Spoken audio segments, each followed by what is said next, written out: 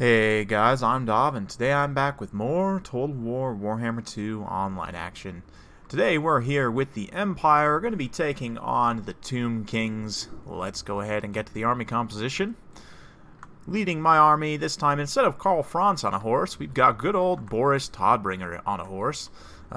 He's been stripped of all his abilities, just got the Midland Runefang for some regeneration, and he's got the Altdorf Griffites as a bodyguard. Although their color schemes match quite well. They're obviously, these guys are from Altdorf, and Boris is a proud Midlander, so not the most thematic of a bodyguard, but still, front line is going to be 5 state troops with shields and 2 flagellants. We've also got 2 Knights of the Blazing Sun for maximum fire fun. We've also got a fire wizard. Bright wizard, that is. He's got Fireball, Cascading Fire Cloak, and Flaming Sword Ruin. His primary job is just going to be to shoot fireballs at my opponent's lord. 1 unit of Outriders, and that's pretty much it for my build. For my opponent, you can see he's got Cetra on a chariot, 3 units of Skeleton Archers, one of which is the, no Regiment of Renown, the Kepper Guard. He's got a mix of Skeleton Warriors in the front line. I thought somewhere Tomb Guard actually looks like just all Skeleton Warriors.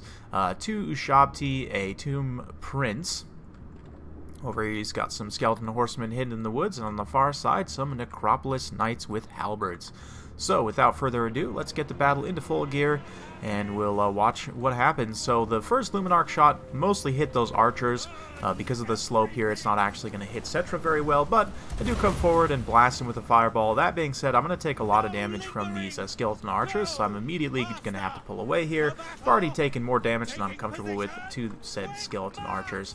But another Luminark shot sailing clear wide there, so far 0 for 2 on the Luminark. Not great, but the Outriders will definitely help in this respect as well. Cetra, yeah, his Chariot of the Gods, actually pretty decent. A little bit underrated, I think. Does armor-piercing damage. The main thing is his weakish combat stats, but he does have a 100 charge bonus. But here, he's going to get netted, and we're going to get another Luminark shot, but it's going to get blocked very well by those Skeleton Horsemen. Great play by my opponent there to block that shot. He's going to have to be very, very on top of his micro to keep Cetra away from getting blasted by the Luminark, because of course he is flammable. The Luminark just does insane single target damage to begin with. Speaking of single target damage, we're going to blast another fireball. Again, the Bright Wizard's primary role here is just to shoot fireballs, etc. And we're going to catch him with a solid hit there. Another Luminark shot sailing wide, so far 0 for 3 on the Luminark, but the main line engagement is getting underway here.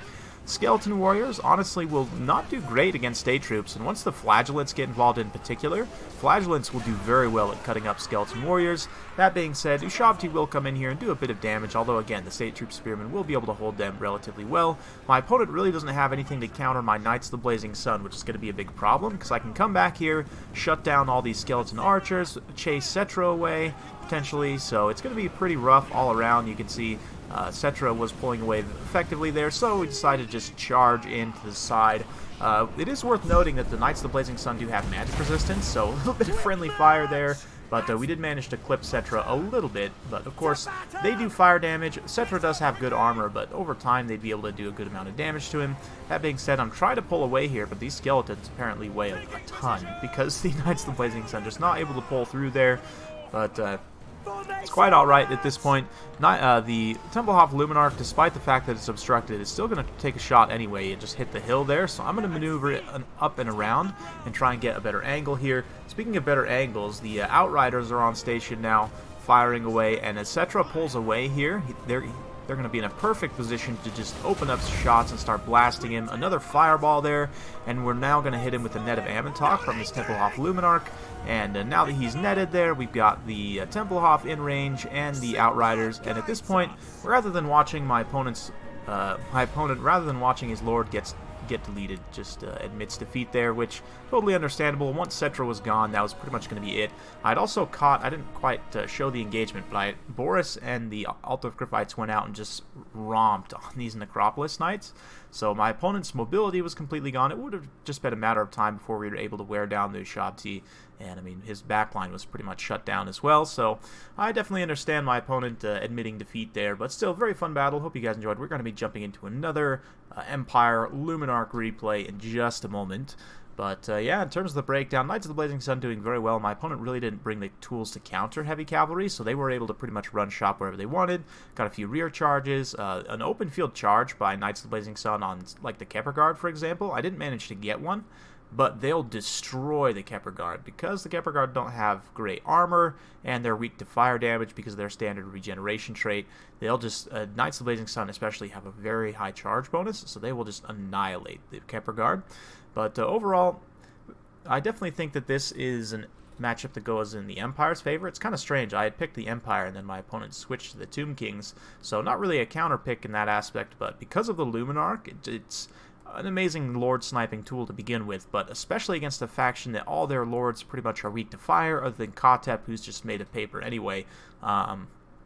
You know, you can lord snipe them very, very effectively. Just generally, Empire has a lot of tools to deal with what the Tomb Kings can bring. They have armor-piercing missiles to deal with constructs. They have great heavy cavalry, which the Tomb Kings lack. They have great monster killing power, lots of access to fire damage, and some great lord selections as well. So definitely an uphill battle for the Tomb Kings. Let's go ahead and jump into another Luminark replay. This time we've got Balthazar Gelt and a Witch Hunter trying to lord snipe against the foul hordes of Gabos. Yes, indeed. My opponent going with a Crooked Moon list, a few orcs, and some trolls, but mostly Gabos. For myself, a similar build to what we've had before. We've got 4 State Troop Spearmen with shields, 2 Flagellants. One of them is actually the Tattersouls. I find the Tattersouls are actually pretty decent. They're maybe a little bit too expensive, but they're still pretty solid, especially due to their extra unit models. Tempelhof Luminark, of course, Witch Hunter, Balthazar Gelt has just Final Transmutation. We've also got 2 units of Pistoliers and Reichsguard. Zintler's Reichsguard over here, and a regular Reichsguard over here. For my opponent, he's got little Gabo Big Boss here, Knight Gabo Big Boss on his Cave Squig here. Has also got the War Boss. He's also got a Big Boss on the Spider. 3 units of Trolls, a front line of Gold Chevron Orc Boys, which I've seen occasionally, but honestly, really don't think it's worth it to give these guys Gold Chevrons. I'll go over why in the post-battle, but Rusty Airs, Knight Gabo Archers, and a Gabo Great Shaman as well. And 2 Squig Hoppers. And yeah, that's pretty much it. You can see I'm dropping that Final Transmutation right away. Upgraded Final Transmutation. Just trying to get rid of the Greenskin leadership as quickly as possible. Get rid of that WA and that leadership component for them. Obviously, this is a strategy that some of you might consider a little bit cheesy.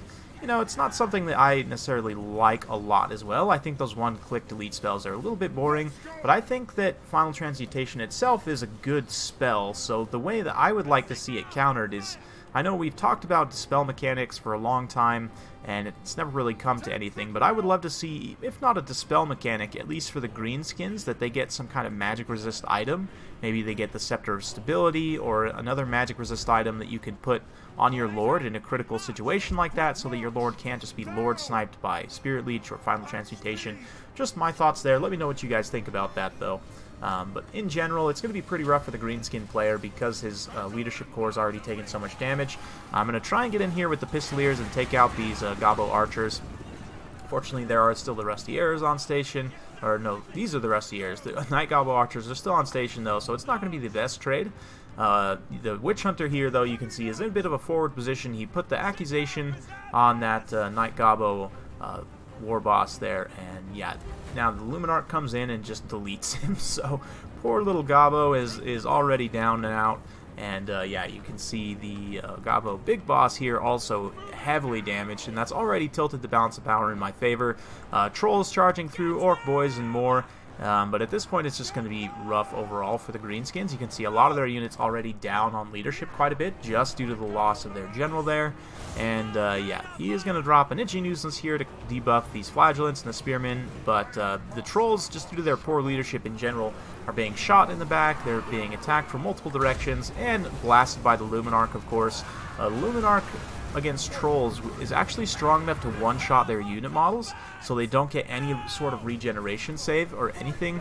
It's quite powerful against Trolls, although generally reserved for Lord Sniping. Now that the Lord Sniping has been done, we can focus on monsters, and oh man, oh no, oh that State Troop. Oh man, the Luminark just didn't shoot in time, but I thought it was going to be maybe blasting off another shot there. But yeah, at this point, big Night Gobbo force that I didn't quite catch earlier. It must have been Vanguard. They're going to push around the flank here, but since we have the Royal Gryphites and Reiksguard on station, we can just charge them in the face, and because of the shock damage and the terror from the Royal Gryphites, it won't be too hard to rout these guys off. We're also going to drop another Overcast Final Transmutation. Obviously, there's no characters or single entity models in this big blob, but I just wanted to deal some damage here to bust up this big blob, try and rout off these Gobbos and Orcs as quickly as possible here. So you can see they are routing away, mostly due to the terror of the Royal Gryphites here, just that mass terror route going down. But yeah, Flagellants will be able to run down and clean up a lot of those Greenskins. At this point, the Witch Hunter is fighting. He's probably going to get taken down, but yeah. There's not too much left that the Greenskin hordes can do. We'll watch as these trolls kind of mix it up with the Flagellants here, and yeah, this huge push on this other side here with all these Cav and Empire troops just running down, fleeing goblins and orcs. Very thematic battle. So hope you guys enjoyed this quick Luminark double cast. Definitely think the Luminark is a very strong tool right now for the Empire, and it's one of the best artillery pieces in the game. It's mobile, relatively speaking, compared to other artillery. Does an insane amount of single target damage, and the Regiment of Renown as well also has a couple of really good bound abilities. So in general, so the Luminark did have a few changes recently in terms of its abilities here. It now has the Aura of Protection. It used to have like a magic resist or something that was less useful, but the Aura of Protection now, if you have lots of winds of magic, it'll give you a 12% damage resistance in an area of effect. Again, 50 speed makes it a relatively mobile artillery piece compared to many others. The insane single target damage also does fire damage, so again, against trolls, other targets that are weak to fire, it'll be able to do extra damage to them, and especially against the Tomb King Lords, that can be very, very powerful, or any regenerating Lord, you know, like Strigoi Ghoul King. I'm trying to think, even, well, I guess with Morgr it kind of balances out because he has both magic resistance and weakness to fire of 25%, so that kind of balances itself out, although Morgr doesn't have the biggest health pool, so I'd imagine that the Templehof Luminark would just delete him. But anyway, at this point there's just the Unbreakable Gobbos slugging it out with the Tattersouls here, so we'll watch as these two Unbreakable regiments are down, duke it out to the finish here. Obviously the Flagellants are going to carry the day here, but still going to be a very fun time. So yeah, yeah, the Luminark in general, definitely think it's a strong piece.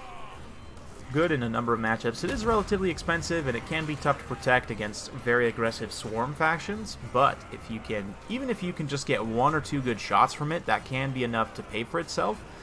Typically, again, against a faction with low leadership, or just generally, even against factions with good leadership, just sniping out your opponent's lord heavily is obviously very much in your favor a lot of the time.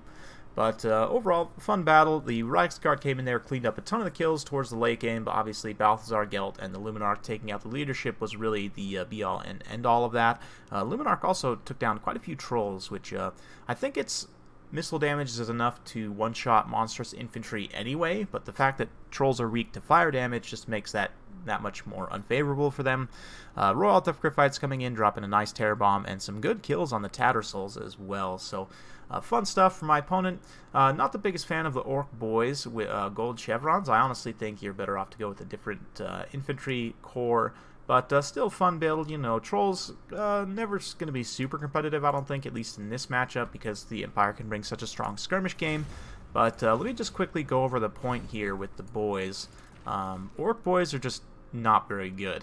Their combat stats are subpar. They're like, let's compare them to Empire State Troop Swordsmen, for example.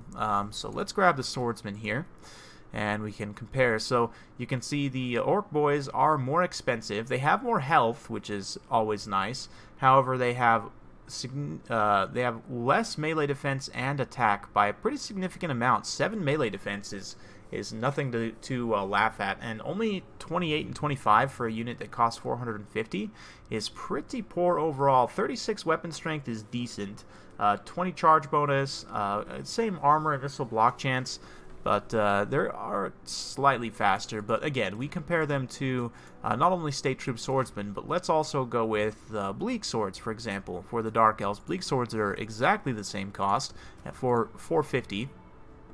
And you can see, again, better in terms of combat stats, less weapon strength, A little bit worse charge bonus, but these guys have a better missile block chance, and they also have less health, again. But still, the combat stats are really what matter.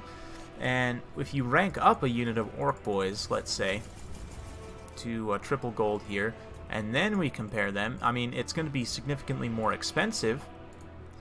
You're up to 677, so now you're talking about like Flagellants or what are these guys called? The Black Ark Corsairs. But again, you're still not getting that great of value. You can see the stats are now better than Sage troops all across the board, but you're paying significantly more, and it's not that much better. So I generally would say you want to bring different infantry as the Greenskins. Against the Empire, you can go a lot of different ways. Honestly, just regular Gabos can be pretty cost effective because they're cheaper. And if you want to go the full Chevron route, just as a comparison, 488 for a full Chevron Gabo, and let's compare their stats to the Orc Boys. They actually have better melee defense, which again, if you've watched a lot of my videos, you would know melee defense is one of the most important stats. They have worse charge bonus, weapon strength, health, armor. They do have better missile block chance, but the same leadership. So you can see how chevroning up Gabos could actually be more effective than using Orc Boys in the first place. So, you know, it's maybe a little bit deep to chevron up that many Gabos, but we'll go there.